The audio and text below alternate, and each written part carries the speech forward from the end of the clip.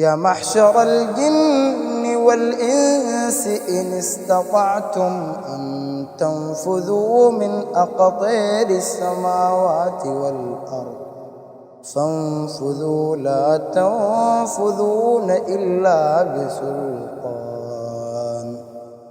فبأي آلاء ربكما تكذبان يرسل عليكما شواظ من نار ونحاس فلا تنتصران فبأي آلاء ربكما تكذبان فإذا انشقت السماء فكانت وردة كالدهان فبأي آلاء ربكما تكذبان فيومئذ لا يسأل عن ذنبه إنس ولا جان فبأي آلاء ربكما تكذبان يعرف المجرمون بسيماهم فيؤخذ بالنواصي والأقدام فبأي آلاء ربكما تكذبان هذه جهنم التي يكذب بها المجرمون يطوفون بينها وبين حميم آن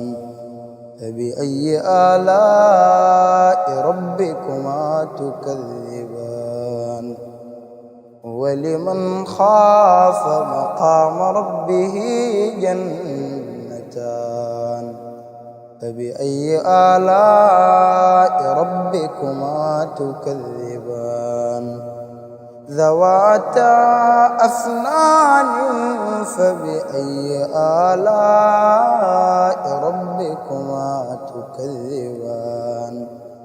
فيهما عينان تجريان فبأي آلاء ربكما تكذبان فيهما من كل فاكهة زوجان فبأي آلاء ربكما تكذبان متكئين على فرش بطائنها من استبرق